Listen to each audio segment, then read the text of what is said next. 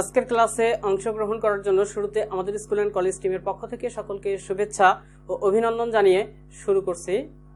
এর আগের লেকচারে আমরা আলোচনা করেছি যে আর্নিয়াসের সমীকরণ হতে দেখেছি যে কোনো একটি রাসায়নিক বিক্রিয়ার তাপমাত্রা বাড়ালে বিক্রিয়ার হার বাড়ে এবং তাপমাত্রা কমালে বিক্রিয়ার হার কমে। তো আজকে আলোচনা করব যে তাপ উৎপাদী এবং তাপহারী বিক্রিয়া। এই তাপ উৎপাদী এবং তাপহারী বিক্রিয়ার ক্ষেত্রে আমরা যদি তাপমাত্রা বাড়াই বা কমাই তাহলে বিক্রিয়ার হার কিভাবে পরিবর্তিত হয় এই বিষয়টা নিয়ে এটা আলোচনা করার পূর্বে আমাদের তাপ উৎপাদী এবং তাপহারী বিক্রিয়া সম্পর্কে ধারণা লাভ করতে হবে।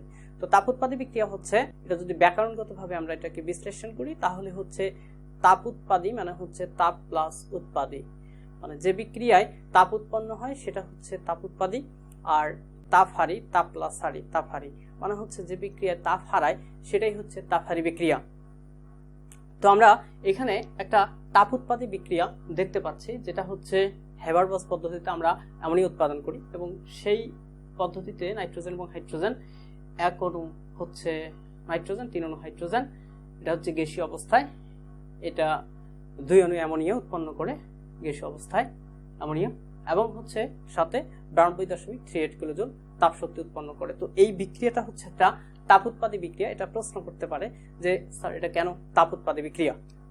তো এই বিক্রিয়াটা এই কারণে তাপ উৎপাদী যে এই বিক্রিয়ায় যখন আমরা ঘটাই কোন একটা পাত্রে, যদি এটা একটা পাত্রে সাপোজ আমরা এই বিক্রিয়াটা ঘটাচ্ছি, তাহলে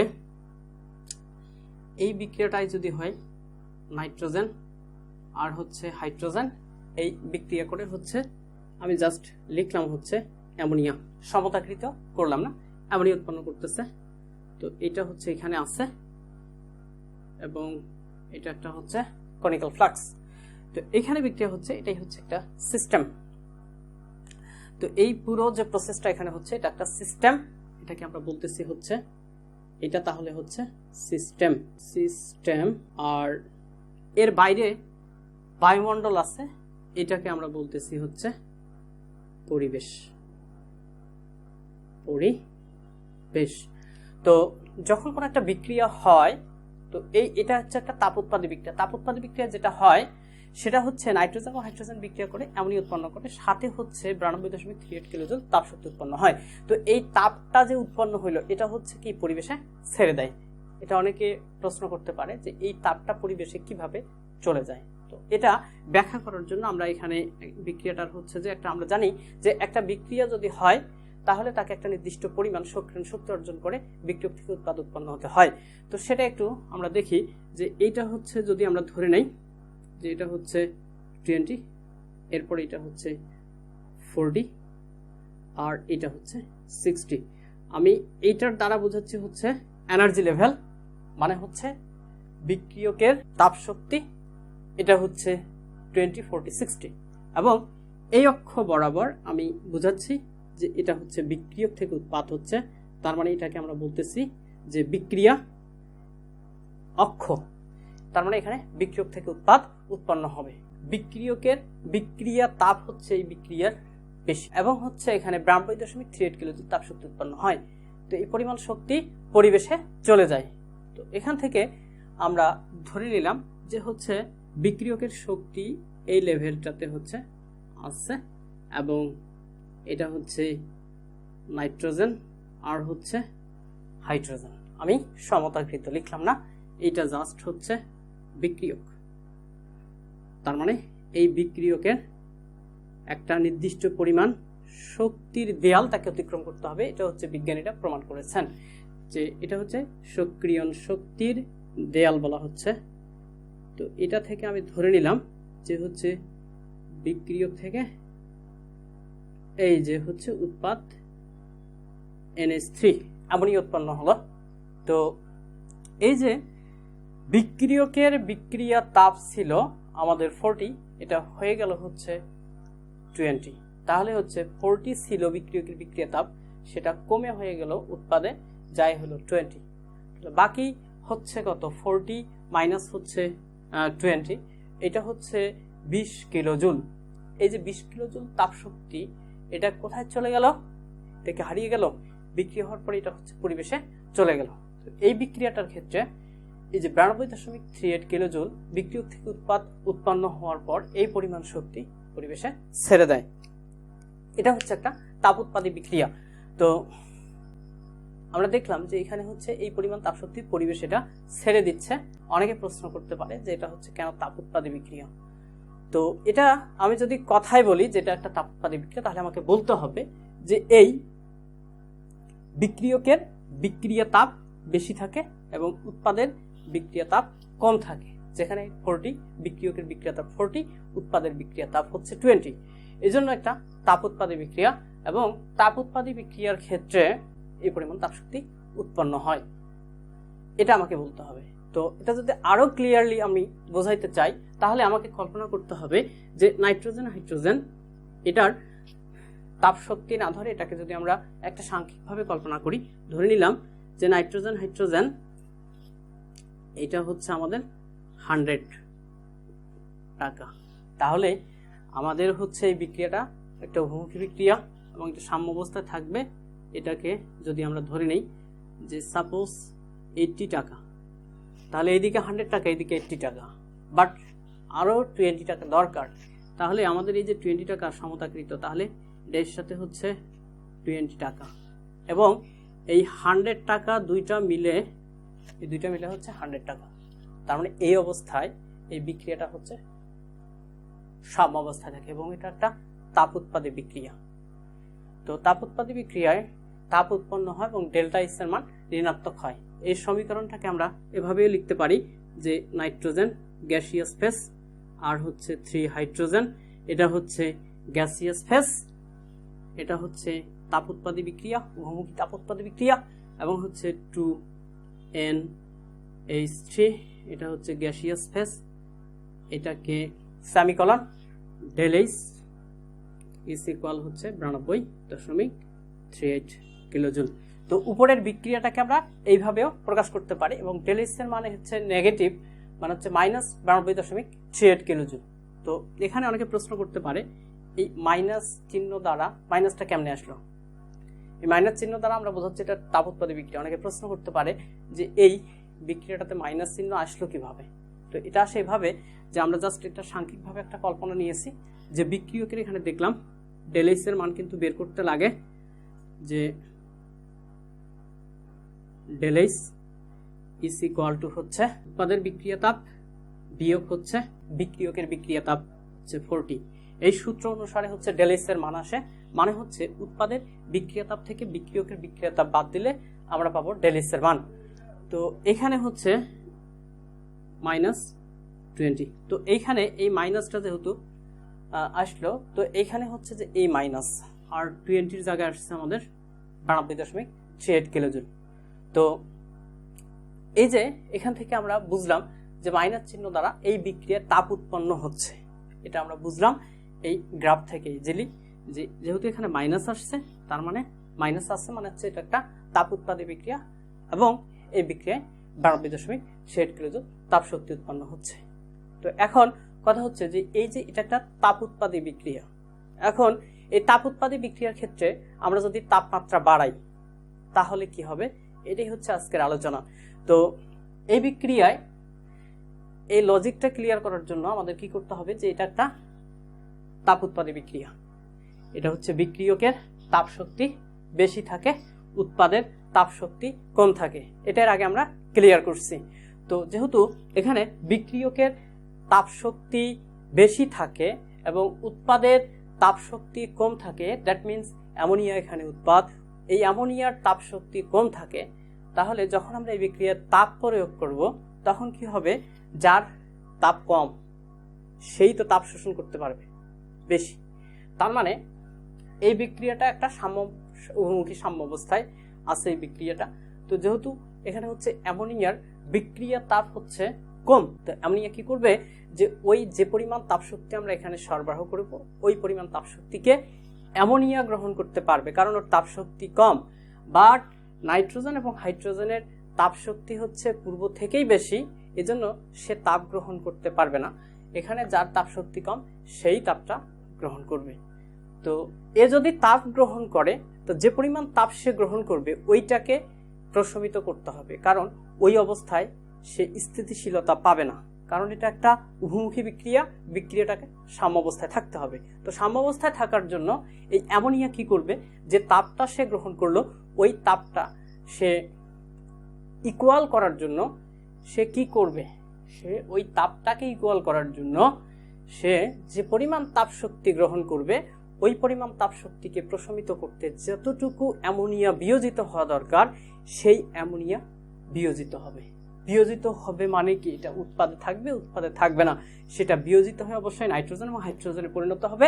তার মানে বিক্রিয়াটা তখন এই উৎপাদ থেকে বিক্রিয়ক রূপান্তরিত হবে। বিক্রিয়ক রূপান্তরিত হলে বিক্রিয়াটার উৎপাদ কমে যাবে এবং বিক্রিয়াটার সাম্যাবস্থা এটা হচ্ছে তখন এই যে হচ্ছে ডানে চলে আসবে, বাম দিক থেকে এটা হচ্ছে বাম দিক থেকে ডান দিকে চলে আসবে। তো এটাই হচ্ছে তাপ উৎপাদী বিক্রিয়ার ক্ষেত্রে আমরা যদি তাপমাত্রা বাড়াই তাহলে এই যে উৎপাদের তাপ শক্তি কম হওয়ায় সে তাপ শোষণ করে উৎপাদ থেকে বিক্রিয়কে রূপান্তরিত হবে। দ্যাট মিন্স আমি বলতে চাচ্ছি উৎপাদ কমে যাবে। এরপরে হচ্ছে আমরা আলোচনা করব তাপহারী বিক্রিয়া। তো তাপহারী বিক্রিয়া হচ্ছে তাপহারী বিক্রিয়া, নাইট্রোজেন আর হচ্ছে অক্সিজেন, এটা হচ্ছে গ্যাসিয়াস ফেজে, এটাও হচ্ছে গ্যাসিয়াস ফেজে। এই দুইটা হচ্ছে বিক্রিয়া করে একটা উভমুখী বিক্রিয়া, নাইট্রিক অক্সাইড উৎপন্ন করে, এটা হচ্ছে গ্যাস উৎপন্ন করে। এই ক্ষেত্রে হাতে এটা হচ্ছে তাপহারী বিক্রিয়া, ওটা হচ্ছে 180 কিলোজুল। তো এটা হচ্ছে একটা উভমুখী বিক্রিয়া, নাইট্রাস অক্সাইড উৎপন্ন করে। এখন এই ক্ষেত্রে হচ্ছে যে আমি এখানে 180 লিখলাম, এটা হচ্ছে তাপহারী বিক্রিয়া। কেন এটা তাপহারী বিক্রিয়া? কারণ হচ্ছে এটা বিক্রিয়ক এই পরিমাণ শক্তি শোষণ করে।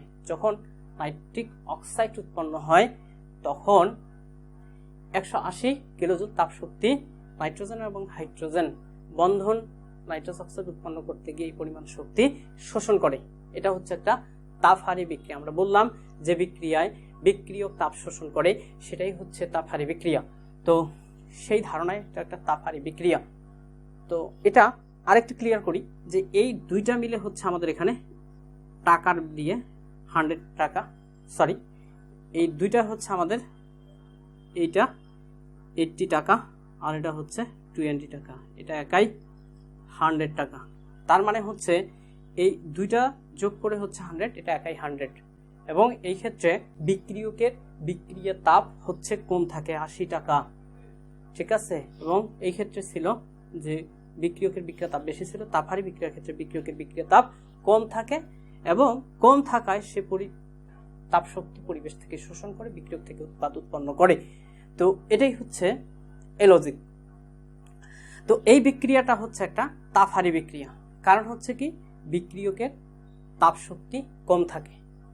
80 টাকা দ্বারা আমি বোঝাচ্ছি বিক্রিয়কের তাপ শক্তি কম, এ হচ্ছে 20 পরিমাণ তাপ শক্তি পরিবেশ থেকে নেয়, নিয়ে হচ্ছে 100 ফিল আপ করে এবং সাম্যাবস্থা 100 ফিল আপ করে মানে কি এদিকে 100 এদিকে 100, তার মানে এটা সাম্যাবস্থা অর্জন করে। এটা একটা তাপহারী বিক্রিয়া, এটা হচ্ছে আমরা ক্লিয়ার করলাম।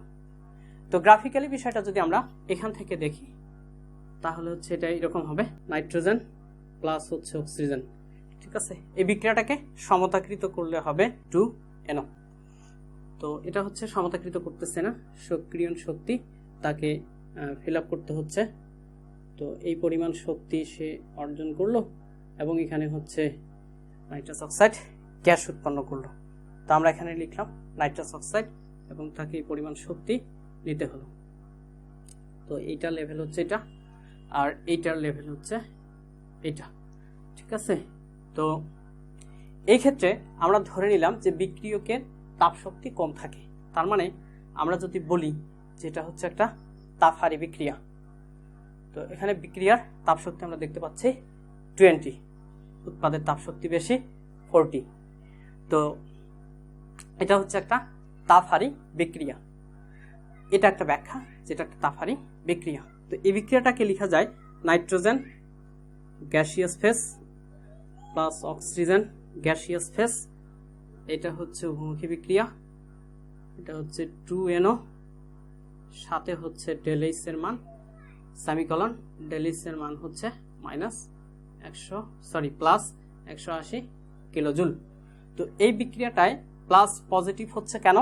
কারণ হচ্ছে এখানে আমরা ডেল এইচ এর মান বের করার সূত্র হচ্ছে উৎপাদের তাপ শক্তি 40 থেকে 20 বাদ দিলে হচ্ছে প্লাস 20, এই প্লাস 20 জায়গায় 180। তো আমরা এখান থেকে একটা ক্লিয়ার যে হচ্ছে বিক্রিয়কের তাপ শক্তি কম এবং উৎপাদের তাপ শক্তি বেশি। তো যেহেতু বিক্রিয়কের তাপ শক্তি কম এবং উৎপাদের তাপ শক্তি বেশি, তো বিক্রিয়কের তাপ শক্তি এটা হচ্ছে কম থাকে, এটা তাপ শোষণ করে বিক্রিয়ক থেকে এবং সাম্যাবস্থা বিক্রিয়ক থেকে উৎপাদ উৎপন্ন করে এবং এই বিক্রিয়াটা সাম্যাবস্থায় থাকে। তো এটা হচ্ছে একটা তাপহারী বিক্রিয়া।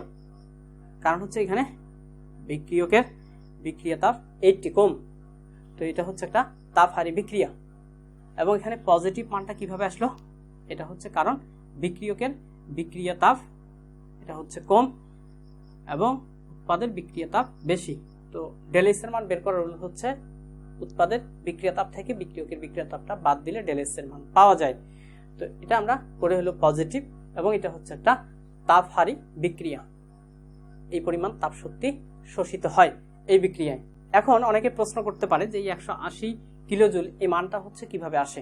এই মানটা আসে হচ্ছে যে এই যে হচ্ছে নাইট্রোজেন এবং অক্সিজেন আছে, এগুলার বন্ধন শক্তি হিসাব করে যে আমাদেরকে বিক্রিয়কের বন্ধন শক্তি থেকে উৎপাদের বন্ধন শক্তি বাদ দিলে আমরা হচ্ছে যে এই মানটা পাই। সেটা হচ্ছে আমরা যখন তাপগতিবিদ্যা নিয়ে আলোচনা করব সেই অংশে এই 180 কিলোজুল বন্ধন শক্তির মান হতে কিভাবে হিসাব করা যায় সেটা আলোচনা করব। তো এখন আমাদের ওইটা আলোচনার বিষয় না, আমাদের আলোচনার বিষয় হচ্ছে যেখানে পজিটিভ মান দ্বারা আমরা বোঝাচ্ছি বিক্রিয়াটা তাপহারী বিক্রিয়া। তো এটা আমরা এখান থেকে বুঝলাম যে এটা একটা তাপহারী বিক্রিয়া। তো এখন এবং এটার বিক্রিয়কের বিক্রিয়া তাপ কম থাকা, এটা হচ্ছে একটা তাপহারী বিক্রিয়া। তো এই বিক্রিয়াটা এই অবস্থায় সাম্য অবস্থায় আছে। এখন আমরা কি করলাম? এই বিক্রিয়াটার তাপমাত্রা বাড়াইলাম। তাহলে কি হবে? তাপমাত্রা যখন এই বিক্রিয়া আমরা দিব তখন হচ্ছে নাইট্রোজেন এবং অক্সিজেন এদের হচ্ছে বিক্রিয়া তাপ কম থাকে। আমরা এটা পরীক্ষালব্ধ মান হতে গ্রাফ থেকে বুঝলাম যে বিক্রিয়কের বিক্রিয়া তাপ কম থাকে, উৎপাদের বিক্রিয়া তাপ বেশি থাকে। তো যেহেতু যার বিক্রিয়া তাপ কম থাকে সে কি করবে? তাপ দিলে সেই তাপটাকে সে গ্রহণ করতে পারবে। এই জন্য নাইট্রোজেন এবং অক্সিজেন এটা বিক্রিয়ক, এই বিক্রিয়ক কি করে? যে পরিমাণ তাপ আমরা সরবরাহ করতেছি ওই বিক্রিয়ায় নিচ থেকে যে কোনোভাবেই তাপ দিচ্ছি, ওই তাপটাকে কে গ্রহণ করবে? নাইট্রোজেন এবং অক্সিজেন গ্রহণ করবে। গ্রহণ করলে যেহেতু এর তাপ কম আছে গ্রহণ করে, এবার যেহেতু এর তাপ গ্রহণ করতেছে তাহলে ওই তাপটাকে সে তো ধরে রাখতে পারবে না, কারণ হচ্ছে এই বিক্রিয়াটা এই অবস্থায় সাম্য অবস্থায় আছে, তাকে সাম্য অবস্থা অর্জন করতে হবে। এই অবস্থায় বিক্রিয়াটা থাকা সম্ভব না। তাই সে কি করবে? নাইট্রোজেন এবং অক্সিজেন এবার ওই তাপটার ফলাফলটাকে প্রশমিত করার জন্য তারা বিক্রিয়া করবে, করে হচ্ছে নাইট্রিক অক্সাইড উৎপন্ন করবে। তো এই নাইট্রিক অক্সাইড উৎপন্ন করবে, তার মানে হচ্ছে বিক্রিয়ক থেকে উৎপাদ উৎপন্ন হবে, তার মানে উৎপাদের পরিমাণ বেড়ে যাবে। তো এটাই হচ্ছে আমাদের যে তাপহারী বিক্রিয়ার ক্ষেত্রে আমরা যদি তাপমাত্রা বাড়াই তাহলে আমরা দেখলাম যে উৎপাদ বেড়ে যায়। তাপহারী বিক্রিয়ার ক্ষেত্রে তাপমাত্রা বাড়ালে বিক্রিয়ার হার বাড়ে, উৎপাদের হার বেড়ে যায়। তো এটাই হচ্ছে আমাদের আজকের আলোচনা। এ পর্যন্ত। আমাদের পরবর্তী লেকচার হচ্ছে আলোচনা করব যে বিক্রিয়ার হারের উপরে চাপের প্রভাব, এরপরে হচ্ছে আলোচনা করব ঘনমাত্রার প্রভাব নিয়ে, এবং এই দুইটা টপিক শেষ করে আমরা এই তাপগতিবিদ্যা শেষ করব। তো এতক্ষণ আমাদের সাথে থাকার জন্য আমাদের স্কুল অ্যান্ড কলেজ টিমের পক্ষ থেকে সকলকে আবারও শুভেচ্ছা ও অভিনন্দন জানাচ্ছি। আসসালামু আলাইকুম।